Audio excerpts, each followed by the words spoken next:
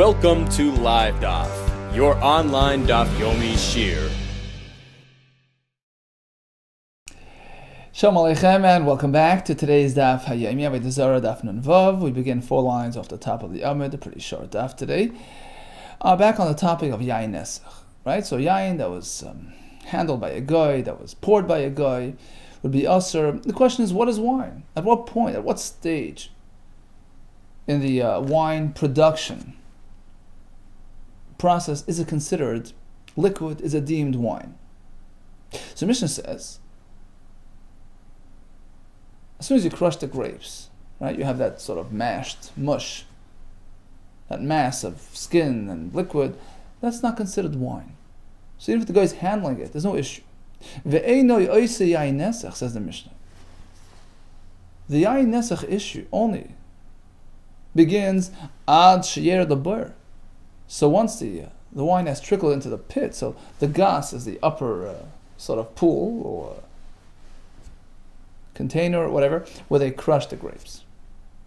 And then it sort of trickles through a little channel, a little pipe, a little tzinor, at the end of which there's a basket hanging, which the Gemara will call gargusni, a little basket, like a filter, through which the liquid trickles, and then drips down into the bar, into the cistern, beside the gas. Mishnah says, the guy can only make Yain Nesach if the wine that he's handling is already in the bar, but if it's still upstairs in the gas, it's just considered a mass. It's not yet been separated. It's not a separate entity. It's not yet deemed liquid, and is not considered wine. Says the Mishnah, but once it hits the bar, it is. V'atanan, we have a Mishnah, Meseches Masros, which is actually speaking about something else. At what point is a wine considered a finished product? When do we say the process has completed with respect to activating the chiyuv of trumas and maaser, which is only bound upon something which is a complete process, a completed a product? You need nigmar malachta. At what point is the process considered finished? So when it comes to yain, mishi kafe. Rashi learns the kafe is lashon tzaf, floats. So what's floating? The skins and the pits, whatever. So that happens after the wine sits for a while in the bar. This residue, this material rises to the top, and then they skim it off. At that point, it is considered a finished product, but not before that.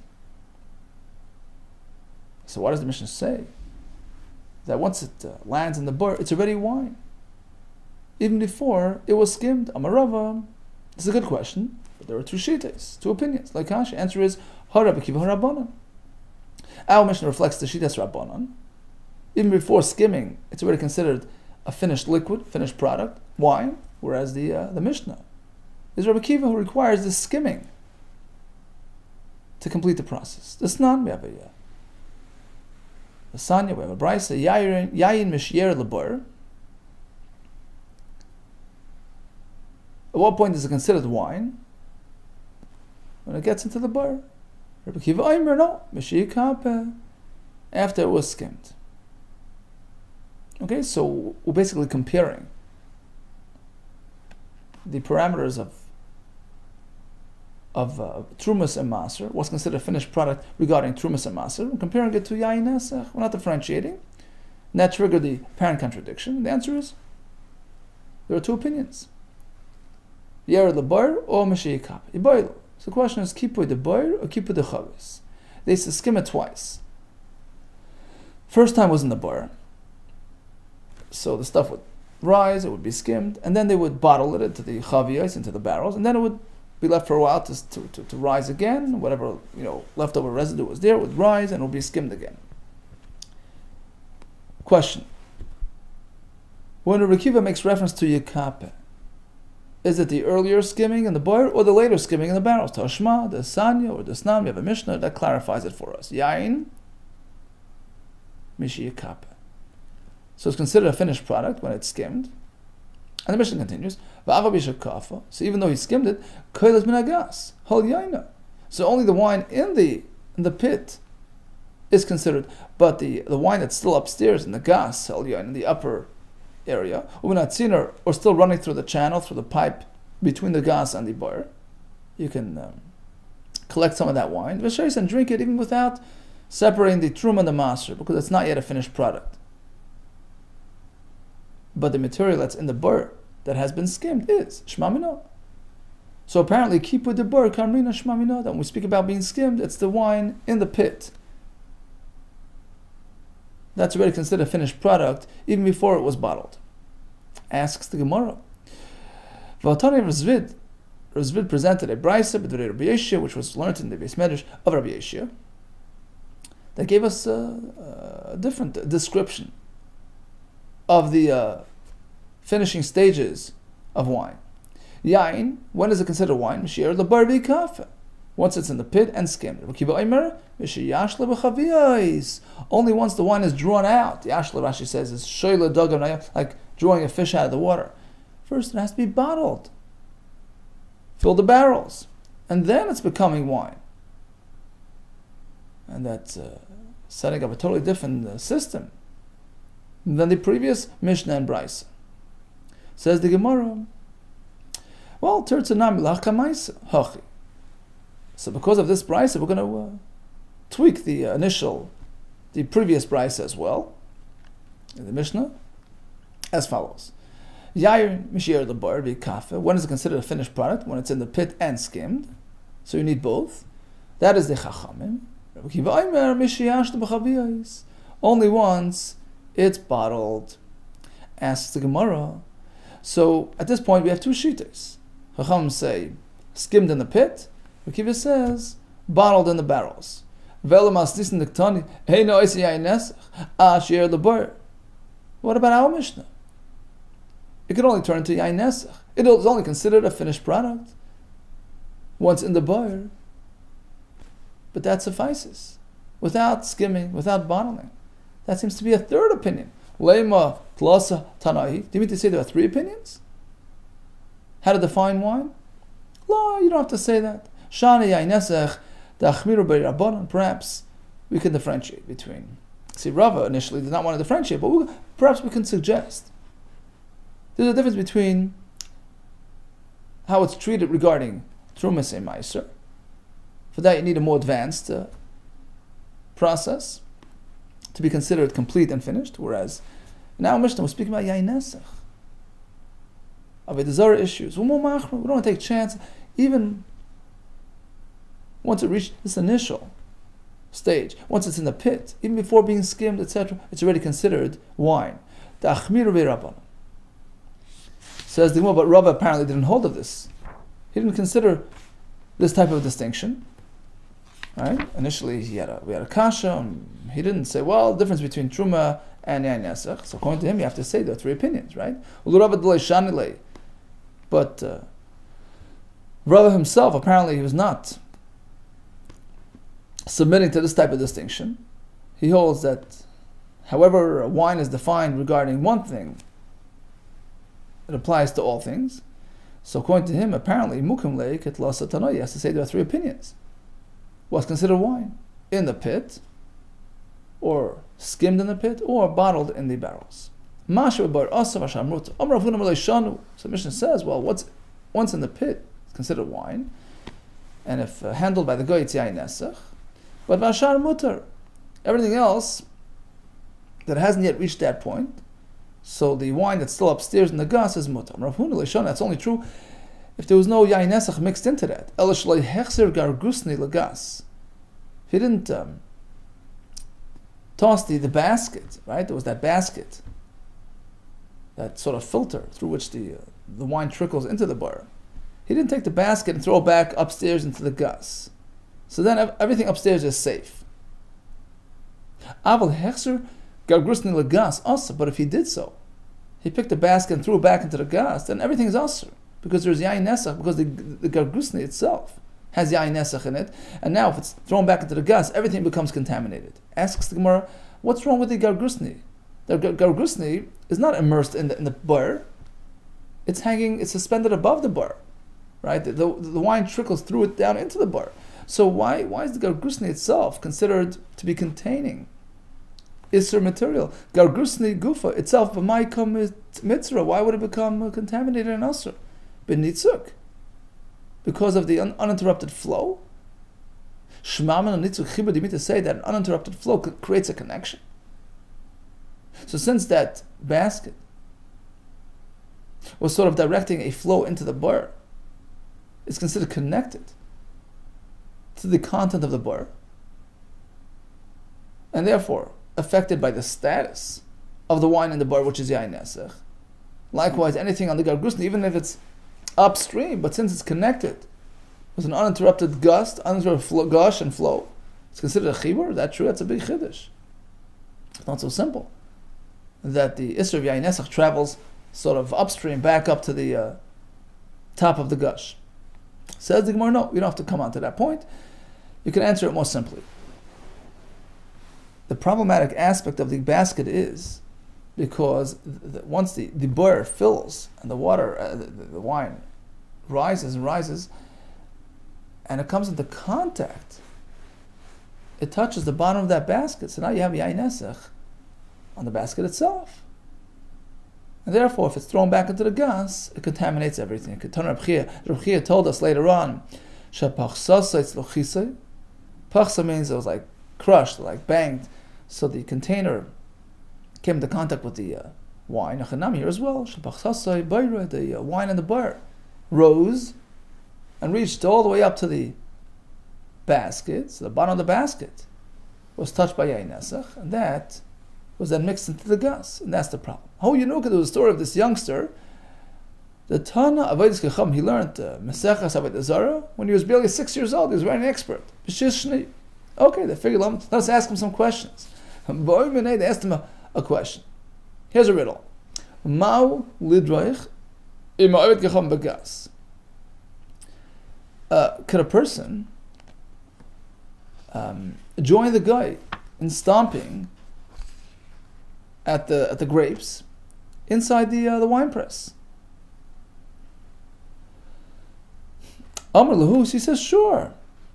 Darchen im Ovid Kechavim Begas, you can do that. So they asked him, what do you mean?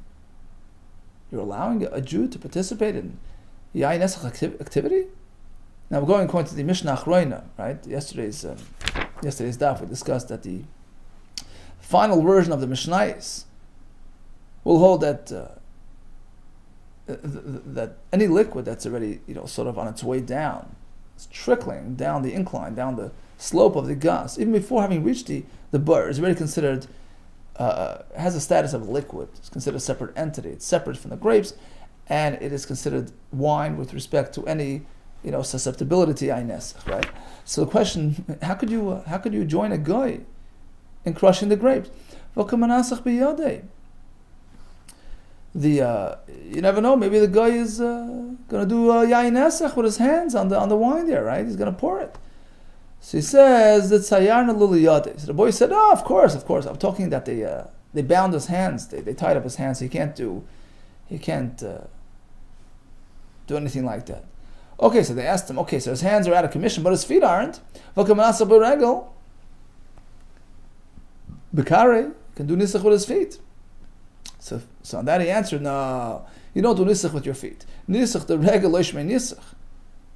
Pouring with one's feet, that's not the accepted method of pouring. That's not considered yain nesach. So there's no concern. As long as hands tied up, you're good.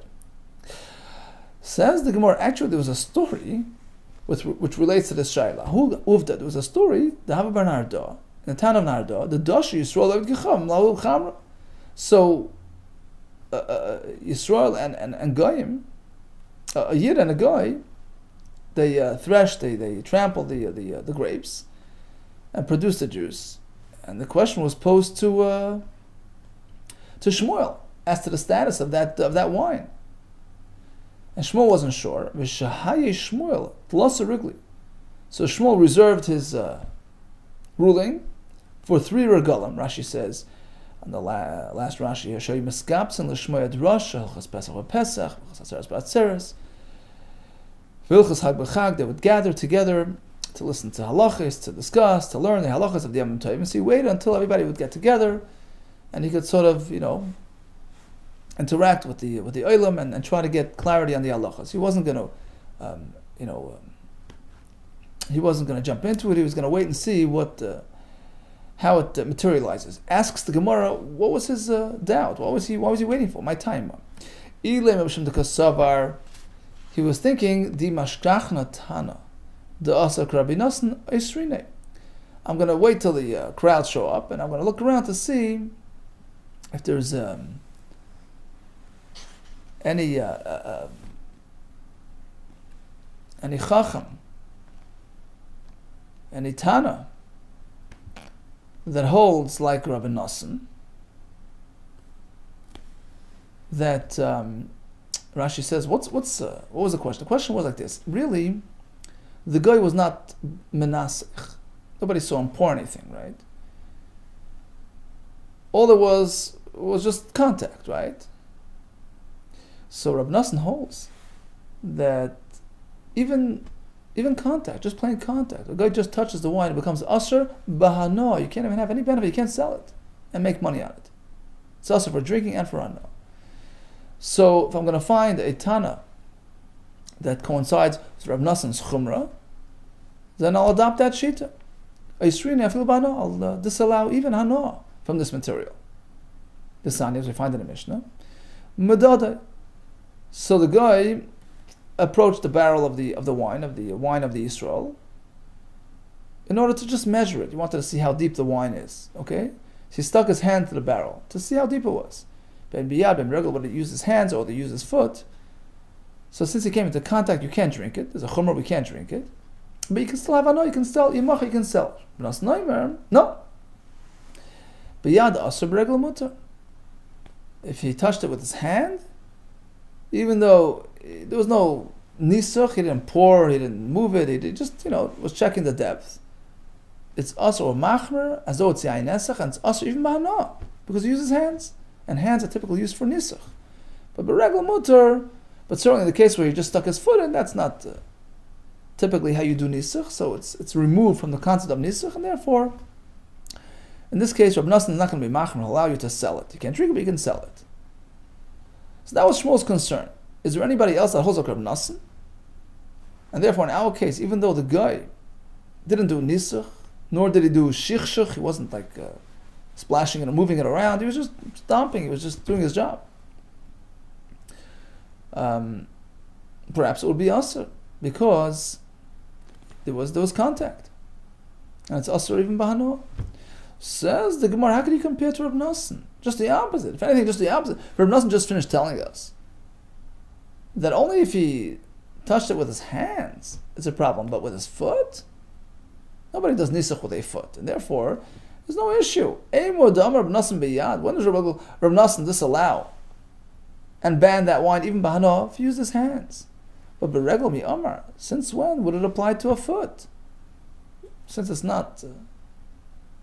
a foot is never employed in the nisuch procedure. So in that case, certainly, even Rabbi Nosson would allow you to sell it. Ella, rather, Shmuel's concern was that perhaps he can find a way to permit the wine. He was looking for a kula. He was looking to see if there's going to be anybody else. He'll ask around and see, check the sources. If there's anybody, any other Tana that permits this type of wine, like Reb Shimon does. In this case, I'll allow it even for drinking. Because there was no nisuch done. It was just merely, contact. Right? The guy was just trampling, it's okay, and it's even the mutter to drink. Now, Taisus actually points out, he says, if you take a look at the Mishnah, Reb Shimon is only going to allow if he used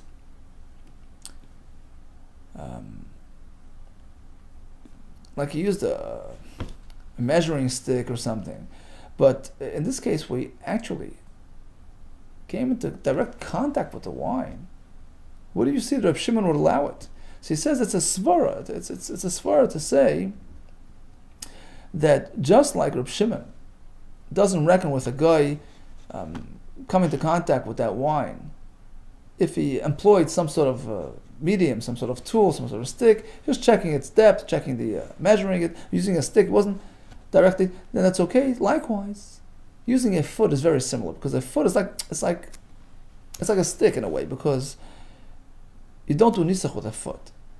So it's like he came into contact with that wine with using a medium, which is not a yain nesach medium. It's like a foreign object between himself and the wine, because you don't do nisach with a foot. So it's no different than using a stick. To come into contact with that wine with a stick, which according to Reb Shimon is mut even to drink. Because it's so far removed from yain nesach, there's no issue, it doesn't resemble yain nesach. So that's what Shmuel was hoping for. That's why he put it on hold, pending further clarity. Okay, so in any case, we have a shaila had to define the status of wine with respect to meiser, with respect to yain nesach. So certainly according to Rava, there are three shitas. One is our Mishnah, that as soon as the wine is contained in the bar, or according to Mishnah Achrona, as soon as it's on its way into the bar, it's considered wine. Or we have the shita that it's in the bar and skimmed, or until it's actually bottled in the containers in the chaviyos. We spoke about the drop of problematic material on the bottom of the basket, creating a problem. Then we have the story of the child who paskin that the grapes that were stomped by the goy are not considered yain nesach. Now, in terms of actually drinking it, that was a child that was posed to Shmuel, who sort of left it hanging, pending further clarification. All the best to you, and Atzlacha Rabbah.